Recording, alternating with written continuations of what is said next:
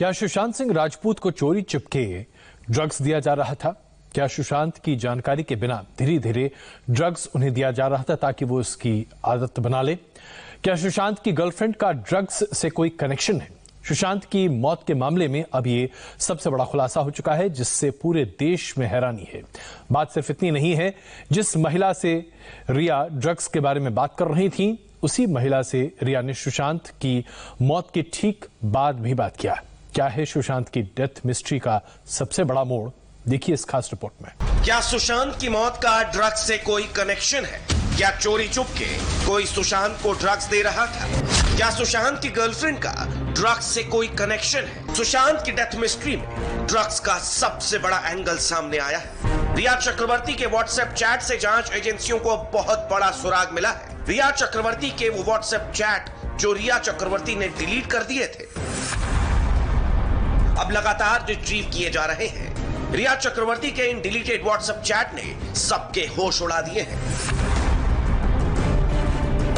India TV के पास रिया चक्रवर्ती के ऐसे 8 डिलीटेड व्हाट्सएप चैट हैं, जिनसे यह पता चलता है कि रिया चक्रवर्ती अपने दोस्तों से व्हाट्सएप पर ड्रग्स की बातें करती थी। रिया के व्हाट्सएप से मिला सबसे खतरनाक व्हाट्सएप चैट कुछ इस तरह है। 4 ड्रॉप कॉफी चाय या पानी में डालो और उसे पी लेने दो। 30 से 40 मिनट दो, उसका असर दिखाई देगा। आखिर किसके चाय या कॉफी में कुछ मिलाने की बात की जा रही है? क्या चाय और कॉफी में ड्रग्स ही मिलाने की बात की जा रही है? चोरी से, चुपके से किसी को भी ड्रग्स देने का मकसद आखिर क्या है? हमारे पास रिया चक्रवर्ती के कॉल डिटेल्स भी हैं। जिस दोस्त से रिया ड्रग्स की बात करती थी, उसी दोस्त को रिया ने सुशांत की मौत के तुरंत बाद कॉल भी किया था। रिया के ये ड्रग्स वाले दोस्त आखिर कौन है? सुशांत की मौत का ड्रग्स से क्या कनेक्शन है? एक एक बात आपको सिलसिलेवार तरीके से समझाएंगे। ये रिया चक्रवर्ती के व्हाट्सएप से रिट्रीव किया गया पहला अहम व्हाट्सएप चैट है। रिया चक्रवर्ती गौरव नाम के किसी शख्स को लिखती है। अगर हम हार्ड ड्रग्स के बारे में बात कर रहे हैं तो मैं बता दूं, मैं ज्यादा नहीं ले रही। मैंने एक बार MDMA लिया था। रिया चक्रवर्ती इस व्हाट्सएप चैट में सीधे सीधे हार्ड ड्रग्स लेने की बात कर रही हैं। और ये MDMA आखिर है क्या? जरा ये समझिए। MDMA का फुल फॉर्म है मैथिलीन डाइऑक्सी मेथाम्फेटामाइन। ये पूरी दुनिया में मशहूर एक खतरनाक नशा है। MDMA 1985 से ही पूरी दुनिया में प्रतिबंधित है। MDMA किसी भी व्यक्ति की संवेदनशीलता को काफी ज्यादा बढ़ा देता है। यह किसी व्यक्ति की ताकत को बहुत ज्यादा बढ़ा देता है। इसका नशा आधे घंटे से 45 मिनट के बाद असर दिखाना शुरू करता है और इसका असर 3 से 6 घंटे तक रहता है। 8 मार्च 2017 को भी रिया चक्रवर्ती ने गौरव आर्या के साथ व्हाट्सएप पर चैट किया। रिया ने गौरव आर्या को लिखा, क्या तुम्हारे पास MD है? शायद इस व्हाट्सएप चैट में MDMA को हुई शॉर्ट में MD लिखा गया है। ऐसे में सवाल यह उठता है कि क्या रिया चक्रवर्ती को नशे की कोई लत थी? अगर उन्हें नशे की लत नहीं थी तो फिर क्या वो किसी और के लिए ड्रग्स मंगवाना चाहती थी? जिस गौरव आर्या के साथ रिया चक्रवर्ती व्हाट्सएप चैट कर रही थी, उसका नाम अब तक कहीं सुना नहीं गया है। अब सवाल ये उठता है कि क्या ये शख्स ड्रग्स डीलिंग करता है? अगर फिल्म इंडस्ट्री, मॉडलिंग की दुनिया और हाई सोसाइटीज की बात करें तो कई ऐसे सर्कल्स हैं जहां ड्रग्स की चर्चा होती है। यहाँ जिस ड्रग्स की बात हो रही है वो ज्यादातर नाइट क्लब्स में इस्तेमाल किया जाता है। 25 नवंबर 2019 को रिया चक्रवर्ती ने जया नाम की किसी लड़की से भी व्हाट्सएप चैट किया है। चैट से लगता है कि जया से भी रिया चक्रवर्ती ने ड्रग्स को लेकर बात की है। जैसे 25 नवंबर 2019 की यह चैट देखी। जया ने रिया को लिखा, मैंने उसे कहा है कि श्रुति को कोऑर्डिनेट करने के लिए। इस पर रिया ने जवाब दिया, थैंक यू सो मच। आखिर ये श्रुति कौन है? सुशांत के परिवार ने जो FIR करवाई थी उसमें भी श्रुति का नाम है। क्या ये वही श्रुति है जिनका जिक्र इस व्हाट्सएप चैट में हुआ है? इसी दिन यानी 25 नवंबर 2019 को ही जया ने रिया को लिखा, कोई दिक्कत नहीं है दोस्त, उम्मीद है इससे मदद मिलेगी। इसी तारीख को जया ने रिया को एक बार फिर व्हाट्सएप चैट पर लिखा, 4 ड्रॉप कॉफी, चाय या पानी में डालो और उसे पी लेने दो। 30 से 40 मिनट दो, उसका असर दिखाई देगा। ये चैट 25 नवंबर 2019 के हैं। ये वो समय है जब रिया चक्रवर्ती सुशांत सिंह राजपूत के साथ पिछले 1 साल से लिविंग रिलेशन में थी। और जब ये बात कही जा रही है कि चाय या कॉफी में 4 बूंद ड्रग मिलाकर दे दिया जाए, ये उसी समय की बात है जब रिया और सुशांत एक साथ रहते थे। तो सवाल ये है कि ये व्हाट्सएप चैट में जो बात कही जा रही है वो किसके लिए कही जा रही है और वो व्यक्ति कौन है जिसे ड्रग चाय में मिलाकर देने की बात कही जा रही है। हमने एफआईआर जो दर्ज किया है उसमें बड़ा क्लियर स्पष्ट शब्दों में लिखा है कि इनको ओवर ड्रगिंग किया जा रहा था।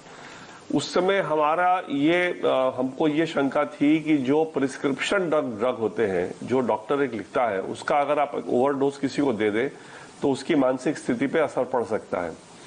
लेकिन अब जो बात सामने आ रही है, अगर ये बात सही है तो उनको तो हार्ड ड्रग दिए जा रहे थे और वो भी बैन ड्रग्स, और उसका भी जो दिया जा रहा था उनके मर्जी के खिलाफ, क्योंकि अगर उनके मान लीजिए कॉफी में या पानी में अगर मिला करके कोई कुछ ड्रॉप्स दे रहा है तो ऑब्वियसली उनके मर्जी के खिलाफ है।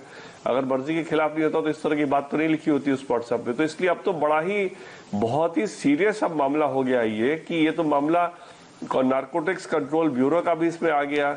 उसके अलावा अब अबेटमेंट टू सुसाइड हो या मर्डर हो, दोनों मामले में दोनों तरह के केसेस में और भी एविडेंस हमारा सॉलिड हो गया इनके खिलाफ।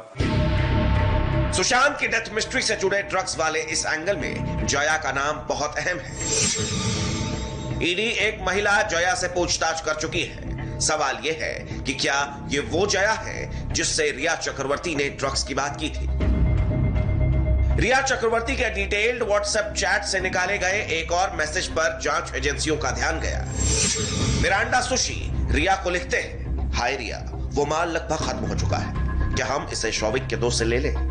लेकिन उसके पास भी सिर्फ हैश और बड है। सुशांत की मौत के मामले में जिस तरह ड्रग्स का लिंक सामने आया है, अब बीजेपी भी महाराष्ट्र की सरकार पर सवाल खड़े कर रही है। उद्धव ठाकरे से यह सवाल पूछा जा रहा है कि क्या वो ड्रग्स माफिया को बचाने की कोशिश कर रहे हैं। जिस प्रकार से महाराष्ट्र की सरकार इस मामले को दबाने का प्रयास कर रही थी, तो क्या यह ड्रग माफिया को बचाने की कोशिश थी महाराष्ट्र सरकार की? क्या फिल्म जगत के कुछ बड़े लोगों को बचाने का प्रयास था? क्या कोई राजनेता इसमें फंसा हुआ है, उसे बचाने का प्रयास था? कौन से ऐसे फिल्म जगत के बड़े लोग हैं जो आज भी ड्रग ले रहे हैं? कौन से ऐसे उद्योग जगत लोग हैं जिन्हें ड्रग्स मिल रहा है? ये ड्रग देने वाले लोग कौन हैं?